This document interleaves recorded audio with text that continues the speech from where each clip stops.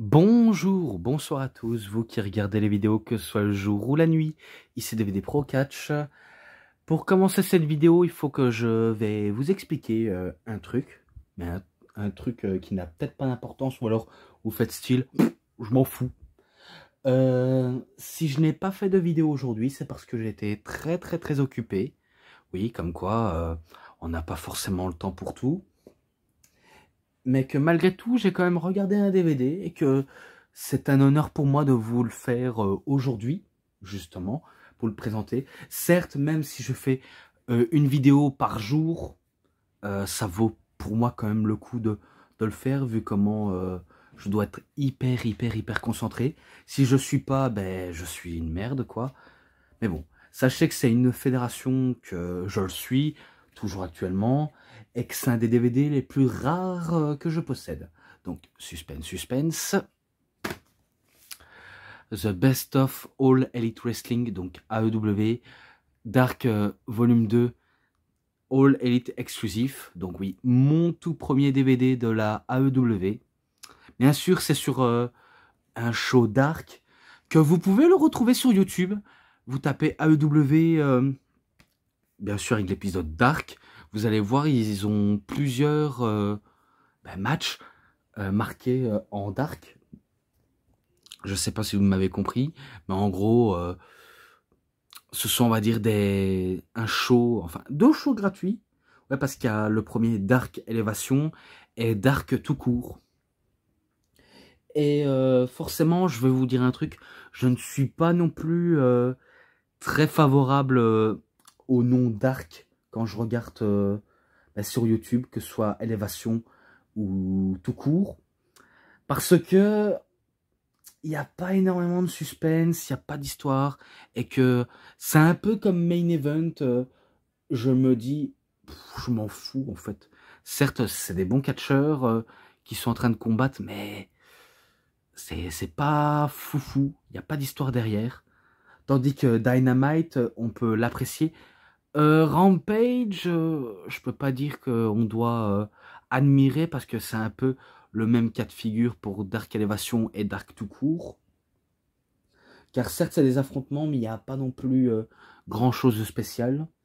Et que oui, je suis la EW depuis sa création. La EW, je suis depuis sa création. Et surtout, même lors du premier show, All In. Parce que oui, j'ai déjà vu All In.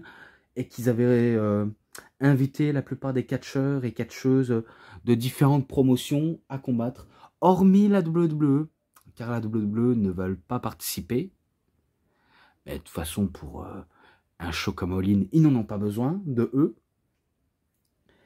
Et jusqu'à ce qu'au premier show de la AEW, qui est Double or Nothing, qui est pour moi le WrestleMania de la AEW. C'est clair et net. Et que j'avais accroché même Fighter Fest, même Fight for the Fallen, All Out, Full Gear. Bref, les shows qui sont, on va dire, les plus incontournables pour AEW. Même si Fighter Fest et Fight for the Fallen n'a pas été, on va dire, trop mis en pay-per-view, en sachant qu'il n'y a que Révolution, Double or Nothing, All Out et Full Gear, mais sinon le reste c'est tout. Et que pour la création de la AEW, c'était bien sûr Cody Rhodes, les Young Bucks, qui sont Matt Jackson et Nick Jackson, et Kenny Omega, donc le catcheur que vous voyez actuellement. Et ben c'était eux les coprésidents avec Tony Khan, qui avaient formé la AEW, qui avaient recruté tout le monde. Et que j'ai rarement été déçu, et que j'ai rarement été content, même si j'étais très content. Je suis énormément content quand je suis les matchs, mais quand c'est dark, je me dis, ouais, bon, aucune importance. Tandis que Dynamite, je kiffe comme un ouf. Et que même CM Punk est passé par là. Et que l'ancien champion de la AEW, c'était John Moxley. Et bien sûr, Chris Jericho également, Kenny Omega, qu'on parlait justement, Adam Page. Ouais, et actuellement, MJF, qui est une, on va dire, star en matière de hit Franchement, c'est quelqu'un qu'on adore le détester, qu'on adore lui chier à la gueule, tellement que il est détestable, il est imbuvable, il est odieux, il est irrespectueux, il est prétentieux. C'est une ordure, c'est un FDP, quoi. Mais bon, quand même, il taffe beaucoup. Et bien sûr, comme je disais, CM Punk, oui, il avait catché et que maintenant, on le voit plus catcher à cause qu'il s'est embrouillé avec l'élite. Donc, vous connaissez ce malheureux incident? Même si j'ai entendu dire, je ne sais pas si on doit le prendre avec des pincettes ou le prendre pour réalité, mais il pourrait revenir catcher. Et pas pour la meilleure des manières, à mon avis, c'est pour foutre la pagaille. Ce que je vous dis là, c'est des rumeurs, donc prenez ça avec des pincettes. Hein. Parce que certes, en tant que fan, on a beau apprécier CM Punk, mais dans la vraie vie, c'est pas non plus quelqu'un d'hyper gentil, hein.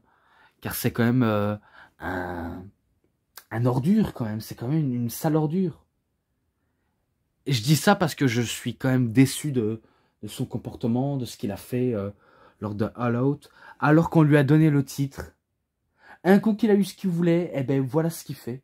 Il nous dit merde et va te faire foutre au passage. Voilà comment sa façon de remercier.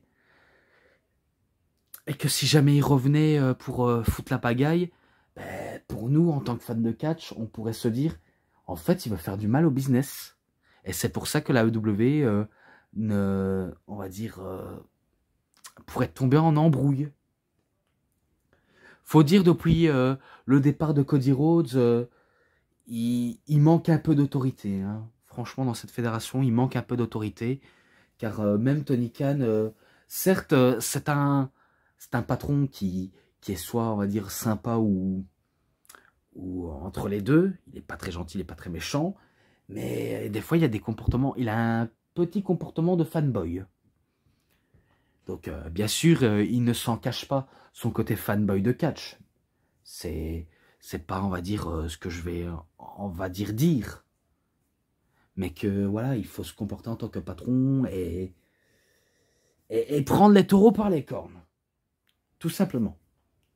Mais bon, pour lui, pour Punk, j'espère qu'il va quand même se calmer, qu'il va, on va dire, arrêter ses manigances, parce que certes, il a peut-être fait ça à la WWE parce que à la WWE, il pouvait pas blairer Vince McMahon, mais il peut pas faire ça. Certes, je suppose qu'il déteste l'élite, mais il doit pas non plus se faire des ennemis, parce que c'est ça le problème de CM Punk. Il se fait énormément d'ennemis sous le milieu. Hein. Et ça, c'est pas bon. Mais bon, il faudrait qu'il se relève de ce truc, parce que si jamais il ne fait peut-être pas ça, certes, il m'écoutera jamais, hein, il m'écoutera peut-être jamais, mais si il ne fait pas ça, c'est encore un départ et qu'on le verra plus jamais, tellement qu'il s'est mis fin tout seul à sa propre carrière. Voilà, quoi. Donc, assez trop tardé sur toute l'histoire sur la EW. Passons à des matchs. Et que là, on voit les images. Et que je démarre directement avec le tout premier match. Oui. Mais celui-là, c'est un banger. C'est un match light out match. Donc, en gros, un match où tout est permis. Certes, ils l'ont pas précisé clairement, mais c'est un match où tout est permis. Kenny Omega contre Joey Janela. Donc oui, dans un match hardcore. Eh bien, en tout cas, j'avais quand même bien apprécié. Même si je suis pas non plus un très grand fan du hardcore. Je sais reconnaître le hardcore quand il s'agit des trucs violents, mais il faut dire que je suis pas très fan. Je suis, on va dire, un genre quelqu'un qui découvre.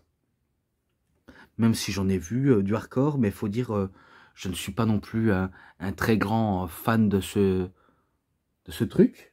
Mais ça va, il m'a quand même bien plu. Et en plus, c'est pas très violent, c'est juste de la bonne violence de manière bien maîtrisée.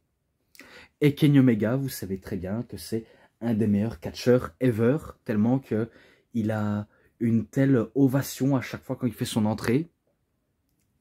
Et c'est aussi quelqu'un qui a, on va dire, pris la place de AJ Styles dans le Bullet Club, car c'est lui qui dirigeait Bullet Club.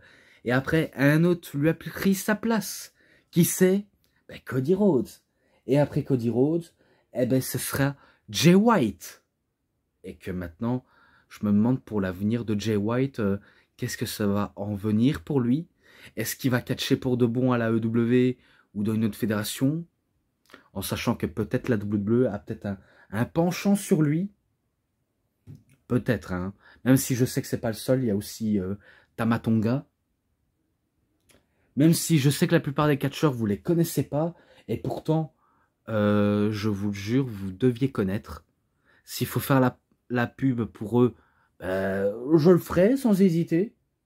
Parce que qui m'empêcherait de ne pas faire la pub pour AEW, pour la WWE, pour n'importe quelle promotion? Personne. Personne m'en empêchera. Parce que je veux, on va dire, donner du bien. Et si jamais un jour vous avez la chance d'acheter un DVD comme ça, peut-être pas... peut-être pas, on va dire, par Vinted ou peut-être par Amazon, mais dans d'autres formats. Et d'ailleurs, je crois que je sais pas si je l'ai déjà dit, je sais pas si je dois remettre la vidéo en arrière pour voir si j'ai dit, mais je tenais quand même à remercier Total Kawada. Oui, c'est grâce à lui que j'ai eu le DVD de la EW. Pauvre Total Kawada, je t'ai oublié alors que je voulais même le dire en début de vidéo, mais faut dire, je suis tellement blablateur que j'oublie les remerciements. Je suis incroyable comme type qui parle sans faire de remerciements. Je suis vraiment un con quand même, hein.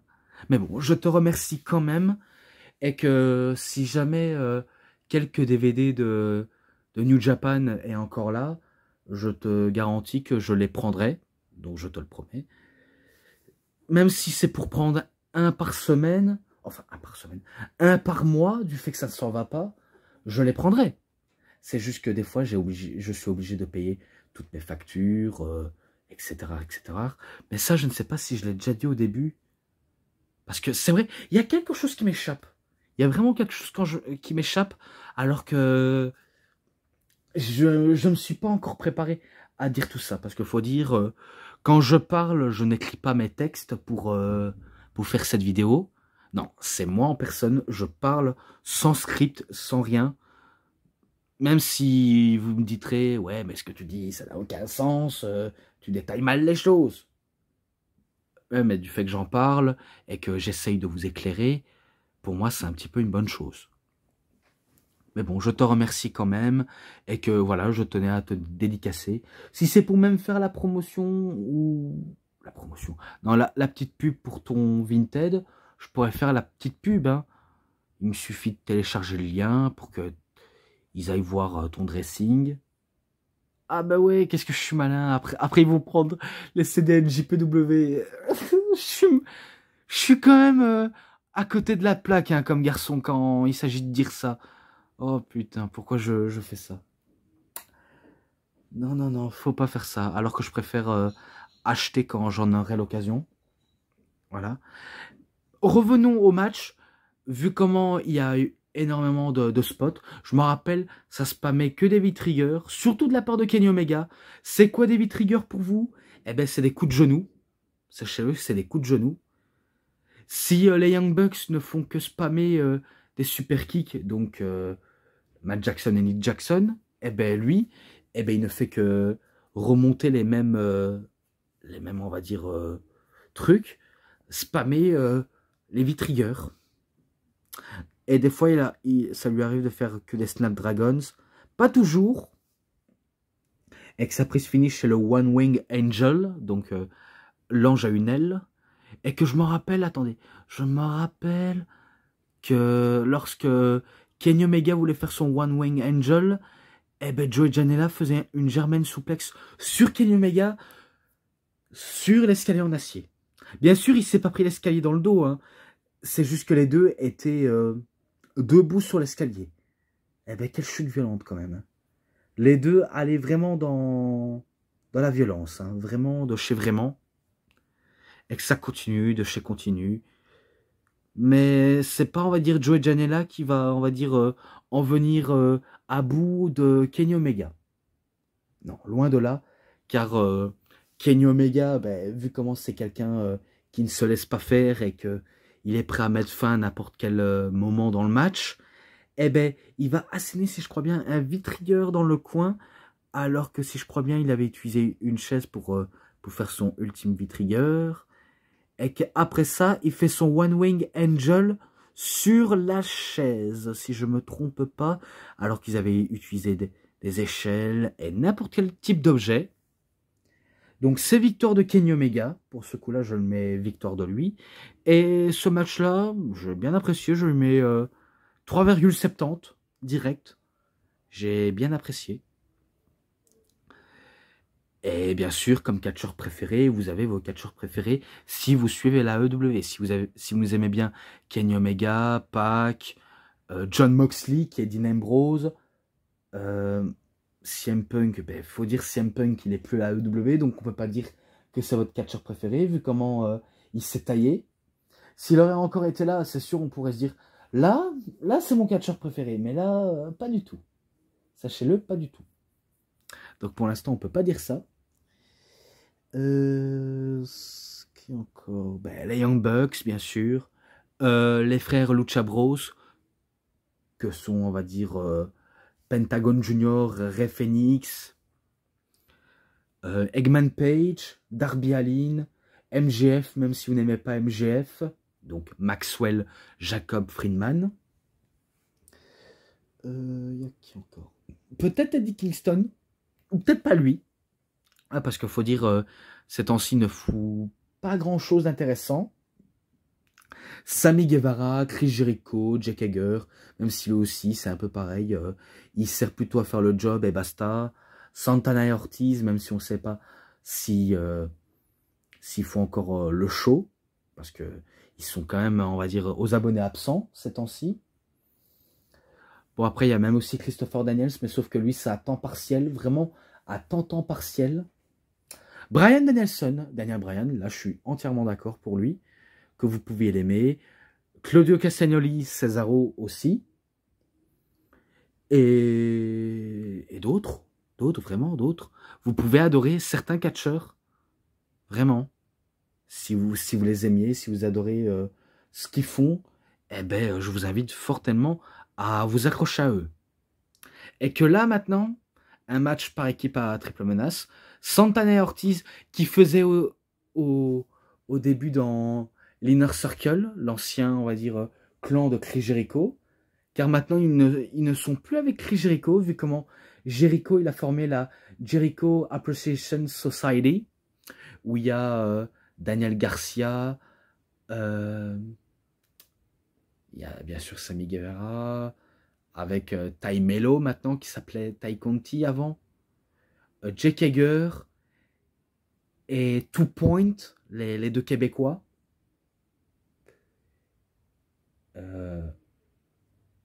Attendez. Anna Jay, je crois, aussi. Bref, n'importe qui.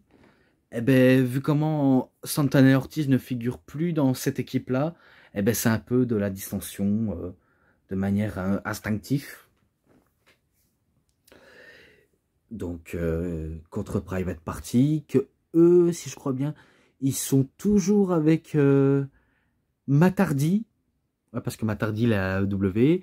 Même Jeff Hardy, mais sauf que Jeff Hardy n'est pas encore autorisé à recatcher, car il doit attendre sa libération. Parce que vu comment il a, on va dire, eu un procès par rapport qui s'est fait arrêter sur la route à cause d'addiction à l'alcool, peut-être potentiellement à la drogue, alors qu'il conduisait sur une autoroute. Et ça, c'est totalement débile et très dangereux, parce que s'il aurait commis un accident, eh ben, ce serait, on va dire, terrible pour lui, mais terrible aussi pour tous les victimes. Car récemment, il y a eu on va dire, un accident au début d'année, et que celui à être parti. En plus, j'ai mis sa photo de profil dans mon Instagram, DVD Pro Catch 159. Eh ben, il s'agissait de Jay Briscoe, qui est mort dans un accident de voiture. Donc récemment, ben, c'est lui le tout récent mort de cette année. Même s'il y a eu aussi le père de Jeff Jarrett, également. Coup dur, coup dur, coup dur. Hein. Donc imaginez s'il aurait fait ça, eh ben, il aurait soit potentiellement perdu la vie, ou alors faire perdre la vie à certaines personnes. Donc pour ça, on ne sait pas trop où ça en est avec lui. Mais c'est quand même, on va dire, insoupçonnable. Hein. Je ne vais pas vous le mentir. Et que pour l'instant, ben, Matardi gère avec Ethan Page. Mais sauf que, voilà quoi, ça me prend par-dessus la tête. Parce qu'il faut dire, les matchs à Dark, ben, ça me passe au-dessus de la tête. L'air en mode, je regarde mais je m'en fous. Alors que je dois apprécier. Et contre SCU. Bien sûr, SCU. Équipe à 3 composée de Christopher Daniels, Frankie Kazarian et Scorpio Sky. Donc Private Party contre SCU, contre Santana et Ortiz. Eh ben, j'ai trouvé pas mal. Je crois que ceux qui ont commencé à combattre, c'est Christopher Daniels et Kazarian. Et bien sûr, dans la Private Party, il y a toujours Isaiah Cassidy. Et l'autre, malheureusement, je ne sais plus son nom. Oh là là, il passe vraiment largement à côté, lui. Mais c'est pas grave. Lorsque je mettrai ton nom, enfin son nom en description, vous comprendrez bien qui il s'agit. Eh ben, je me rappelle que c'était, on va dire, ben, un bon match. Malgré qu'à cette période-là, il y avait la pandémie et que la plupart des gens n'étaient pas présents. C'est pour ça qu'on voyait quelques personnes, mais on voyait pas tout le monde. Tandis que dans le match avec Kenny Omega et Joey Janela, il y avait énormément de monde. Parce qu'on était encore en 2019, à ce qui paraît. Et que là, en 2020, ben, il n'y a quasiment personne. Et c'est ça ce qui est dommage de chez dommage. Mais malgré qu'il n'y a personne, ils veulent, on va dire, divertir les gens dans leur télévision. Car j'ai ressenti ça, c'était fait. Et que, si je crois bien, à la fin, c'est Santana et Ortiz qui bat Private Party et SCU. Avec leur prise finish. Voilà, quoi. Sympa de passage. Je lui mets 3,40 ce match-là. Et ensuite, encore un match par équipe. Ouais, parce que sachez que ce sont des best-of. Hein. C'est pas un show entier où il n'y a que des matchs comme ça. Sachez que ce sont des best-of. Et ben, Best Friend accompagné de Orange Cassidy contre Private Party. Donc ça fait 2 fois qu'on voit Private Party. Dans les Best Friends, il y a Trent Barretta et Chuck Taylor. Enfin, Chuck Taylor. Donc ça fait, on va dire, équipe de 3 meilleurs bons amis. Et qui sont, on va dire, très fun et très cool à voir sur le ring. Surtout Orange Cassidy qui fait le type flemmard en disant ouais, j'ai la flemme, j'ai pas envie de me bouger. Bref, je fais ce qui me semble mieux. Rêvasser car je suis aux anges. Car je suis, on va dire, incroyablement bien pressé comme du jus d'orange. Qui est un peu la base de son personnage. Alors que ce n'est pas, on va dire, de l'orange. Ce n'est pas un orange en lui-même. Et non, il n'a pas volé une orange du marchand. Oui, je sais, c'est une référence musicale, que ce soit pour Starak et Gilbert Bécaud. Mais c'est pas de ça qu'on parle. Vu comment le match en lui-même, pardonnez-moi, est pas mal en soi, vraiment pas mal. Je ne sais pas si c'était devant du public ou en dehors du public.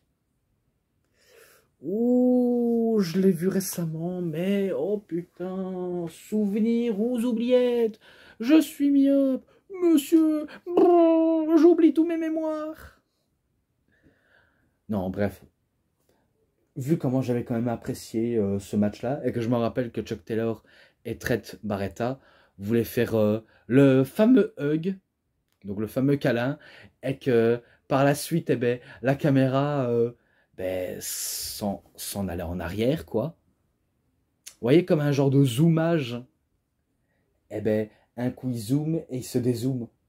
Quand il y a le fameux câlin. Et ça, j'avais trouvé bien, quoi. J'avais trouvé tellement bien et tellement drôle. Et que malgré les efforts de Private Party, ils ne vont pas réussir à battre les Best Friends. Car si je crois bien, il y a la prise de Trent Barreta qui fait, on va dire, un genre de prise finish un peu osé et dangereux, et que Chuck Taylor fait un genre de stomp sur le cul de son adversaire pour que ce dernier, donc Trent Barreta, lâche la prise pour le coup de grâce spécial. Et du coup, ben, c'est victoire des Best Friends. Et après ça, un triple hug, donc un triple câlin entre les meilleurs amis. Très bon, vraiment très bon. Je lui mets 3,50 sur ce coup-là. Là, maintenant, match féminin cette fois-ci. Vraiment un match féminin. Hikaru Shida contre Abaddon. Oui, celle qui a le personnage d'un film d'horreur en plus. Parce que Abaddon, elle est totalement, on va dire, limite un zombie. Zombie assoiffé de sang. Et que lorsque vous voyez, ben, justement, en rampant, vous vous dites, oh putain, cette meuf, elle me fait peur. Elle me fait peur. Elle a envie que je dors pas pendant la nuit. Hein. Ça, c'était mon première impression quand je l'ai vu pour la première fois, Abaddon. Avec ce personnage tellement horrible en soi. Il faut dire, esthétiquement, c'est pas top. Attendez, je vais lui venir. Excusez-moi si j'ai coupé la vidéo. Vous voyez, on n'est même pas tranquille qu'il faut filmer. C'est incroyable, ça. Donc, foutez-moi la paix. Hein. Ouais, parce que ma soeur dit, il est où le téléphone de maman? Eh ben, je l'ai pas, moi. Je l'ai pas avec moi. Sachez-le. Donc, fichez-moi la paix. On n'entend que du bruit. Et laissez-moi tranquille, je tourne une vidéo, bordel de... J'ai envie de piquer une colère, mais j'ai pas envie, parce qu'après, vous me direz, oh, le type, il s'emballe, s'il aurait coupé, ben, on aurait compris. Je suis pas là pour des coups de gueule, laissez-moi faire mes vidéos tranquilles. Et fichez-moi la paix, occupez-vous vos oignons. Voilà, quoi. Donc, j'en étais au match à cela. Peut-être que vous aurez préféré une victoire de Abaddon, ou alors vous ne connaissez pas du tout Abaddon. Eh bien, Abaddon, comme j'ai dit, c'est quelqu'un qui a un personnage de quasiment zombie. Ou alors un esprit hanté, prêt à vous bouffer, à vous sucer le sang.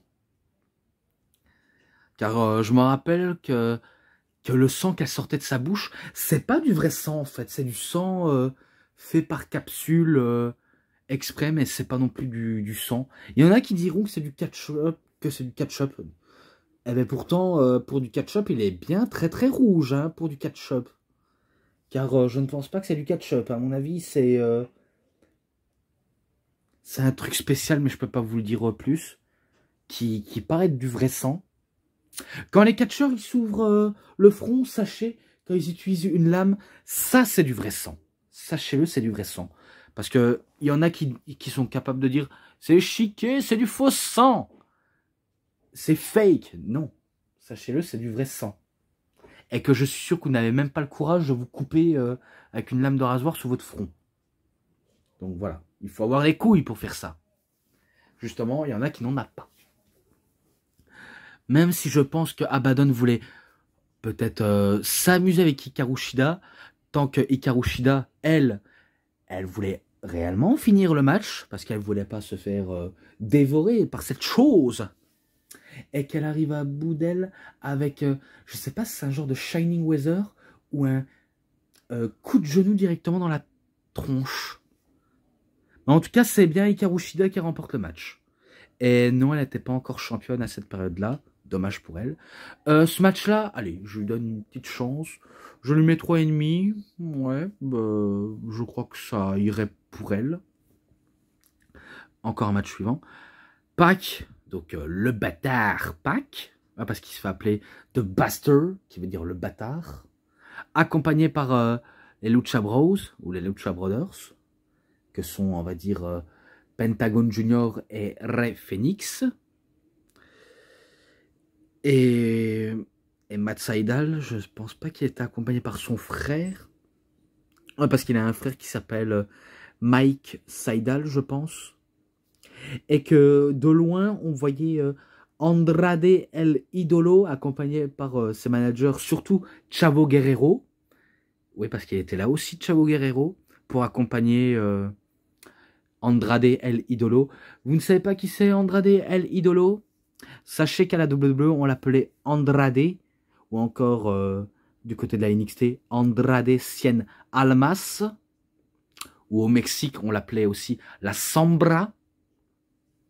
Oui, ancien champion intercontinental de la IWGP, qui observait ça de plus près pour voir l'action entre Matt Sydal et Pac. Et un match plutôt dynamique pour un match à Dark, alors que c'est vraiment très peu dynamique lors de ce show. Mais là, ça sort du lourd. Vraiment, sachez-le, ça sort du lourd. Même si Matt Sydal voulait faire son fameux spécial Airborne, ouais, parce qu'il faut savoir que Matt Sydal, c'est Evan Bourne, mais ça, je l'avais déjà précisé. Mais que à la fin, si je crois bien, c'est Pac qui fait son Black Arrow, et pareil pour Pac, vous ne connaissez pas qui c'est Pac, eh bien il s'agissait de Neville à la WWE, ou alors du côté de la NXT, Adrian Neville. Voilà, au moins vous savez qui c'est. Eh bien il arrive à bout avec son Black Arrow et son Neutralizer, enfin Brutalizer, le Neutralizer c'est la prise de Cesaro, excusez-moi, et qui bat Matt Sydal par soumission. Donc ce match-là, je lui mets 3,60. Pour ce coup-là, je mets ça. Encore un match féminin cette fois-ci. Oui, encore. Je crois que c'est les Heels qui remportent le match. Bref, peu importe qu'est-ce que je raconte, je vais le dire quand même. Dr. Britt Baker, DMD, et Penelope Ford, accompagnée par Kip Sabian, son mec de l'époque, ou alors son véritable mari, parce que oui, Kip Sabian et Penelope Ford sont mariés dans la vraie vie, contre la magistrale Yuka Sakazaki et Ryo. Donc oui, deux équipes japonaises contre deux équipes américaines. Et que c'était un peu serré, il y en a qui diront, ouais, peut-être que ce seraient les japonaises qui vont remporter le match, parce que on sait, les japonaises, elles sont trop kawaii, qui sont très mignonnes. Ou encore les américaines, pourquoi? Parce que, on va dire, elles ont un peu plus de charme. Bref, c'est tellement serré, et sachez-le, que ce n'est pas un concours de popularité, de beauté entre les pays. Sachez-le. Car je me rappelle, c'était très serré, que les femmes donnent de eux-mêmes pour produire du bon spectacle. Et qu'à la fin, c'est Dr. Britt Baker qui fait sa soumission. Vous voyez quand elle enfile un gant, vu comment elle est réellement dentiste, Britt Baker, et que ceux qui ne savent pas, c'est la copine de Adam Cole, baby. Oui, c'est sa copine à Adam Cole. Enfin, c'est la copine à Adam Cole. Vous avez au moins compris ce que je voulais dire. Eh ben, sa prise finish, c'est sa soumission où elle met sa main dans la bouche, comme si elle allait arracher une carie. Certes, un prise finish qu'on se dit, quoi, elle fait ça même en plein match. En gros, elle met sa main comme si elle arrachait réellement la mâchoire ou la dent, et derrière de ça, l'adversaire n'a pas le choix d'abandonner. Donc, je dis direct, c'est victoire de Britt Baker et de Penelope Ford, clair et net. Et ce match-là aussi, je le mets 3,5 d'office. Et là, ce drôle de match, ça y est, la musique de France Gall me vient à la tête maintenant. Sachez-le, ça me vient à la tête. Bon, dans The Factories, donc l'équipe de QT Marshall, exactement, eh ben, QT fait équipe avec Aaron Solo, parce que Aaron, il adore finir solo, contre Matt Sydal et Dante Martin. Donc l'équipe des deux voltigeurs, parce que sachez que Dante Martin et Matt Sydal adorent voltiger. Eh ben, c'était un match, on va dire, en soi pas fou, mais c'est plutôt les vainqueurs qui me vont à ravir, parce que je ne suis pas non plus fan de la faction Factories. Je suis pas très fan du tout. Il n'y a que Jericho Appreciation Society que j'apprécie, ou un petit peu le Blackpool Combat Club, même si je ne sais pas si c'est dissoudé ou soudé. Bref, il y a deux équipes que j'apprécie là. même l'élite, surtout l'élite et le Bullet Club, que j'apprécie quand même. Et que là, c'est pas non plus très très fou. Mais c'est pas QT Marshall et Aaron Solo qui remportent le match, c'est Matt Sydal et Dante Martin. Sachez-le, c'est eux qui remportent le match. Pour ça, allez, pareil, 3,5. Voilà, ça fait 3 fois 3,5 dans ce DVD. Et le dernier pour la fin, parce qu'il faut que j'aille directement droit au but. Oui, oui, je le sais. Max Caster, Serpentico et Luther contre Jurassic Express. Donc Jurassic Express, ben, c'est l'équipe de Jungle Boy, Luchasaurus et Marco Stunt, qu'on ne voit plus actuellement du côté de la AEW, vu comment il catch à la GCW, qui est la Game Changer Wrestling. Et par rapport à la GCW, donc Game Changer Wrestling, j'ai entendu dire qu'ils vont, on va dire, faire un show en Belgique. Et je me suis dit, ah bon, vraiment? Est-ce que c'est de Bruxelles? Est-ce que c'est de Charleroi? Est-ce que c'est de Liège? Je ne sais pas. Mais en tout cas, s'ils le font réellement, je me suis dit, waouh, en plus, ils légitimisent la Belgique. Mais c'est grave cool. C'est vraiment grave cool. Et que je me dis, j'espère que ce sera un très bon show et que j'aimerais peut-être voir sur YouTube si ça existe pour de vrai. Parce que voir le show là, ben, il faut apprécier, que je veux apprécier. Et ben, voilà, rien de spécial. Petite info pour la GCW. Tandis qu'à ce match-là, ben, c'est un match à 3 contre 3 assez basique. Je me rappelle qu'on s'en prenait au petit Marco Stunt, parce que Marco Stunt, c'est pas un catcheur très très grand. On dirait qu'il a une taille d'un enfant, ce Marco Stunt, tellement qu'il est petit, fait vraiment la taille d'un gosse. Et ça le va quand même bien avec son personnage dans Luchasaurus, dans Jurassic Express, pardon. Oui, je sais, ils ont tiré le nom de Jurassic Park, ou Jurassic World, appelez ça comme vous voulez. Mais bon, c'était, on va dire, assez prometteuse comme équipe à 3. Et que Jungle Boy, ben, lui, c'est sûrement le futur de la AEW. Et que je sais qu'il est toujours en rivalité avec Christian Cage. Et que ce dernier a retourné Luchasaurus contre, justement, justement contre Jungle Boy. Un truc qui nous laisse un peu un goût amer, mais que là, c'est loin d'être le cas. Là, c'était que du match assez pur, basique. Et qu'à la fin, c'est victoire de Jurassic Express. Voilà, directement. Et que c'est la fin de tout ce programme. Donc voilà pour ce que j'ai dit. Et ce match-là, je lui mets 3,40 pour la fin. Voilà, d'office, je le mets ça. Et bon, je vais conclure tout d'abord avec la note globale. Les matchs à l'ensemble, oui, les matchs à l'ensemble, je lui mets un 4. Je lui mets un 4. C'est pas non plus quelque chose d'extraordinaire, mais je lui mets un 4 car j'ai bien apprécié la plupart des matchs. Et que le plus haut dans ce classement que j'ai fait, ben, c'est Kenny Omega contre Joey Janela. Sachez-le. Donc c'est pour ça que je dis, c'est tout pour cette review, c'était DVD Pro Catch. J'espère que vous avez très bien aimé cette vidéo. Et si cette vidéo vous a plu, je le dis deuxième fois, vous savez ce qu'il vous reste à faire. Likez la vidéo, commentez, partagez, abonnez-vous à ma chaîne et cliquez sur la petite cloche pour avoir plus des notifications des prochaines vidéos. Et moi je vous dis bonne journée, bonne soirée à tous.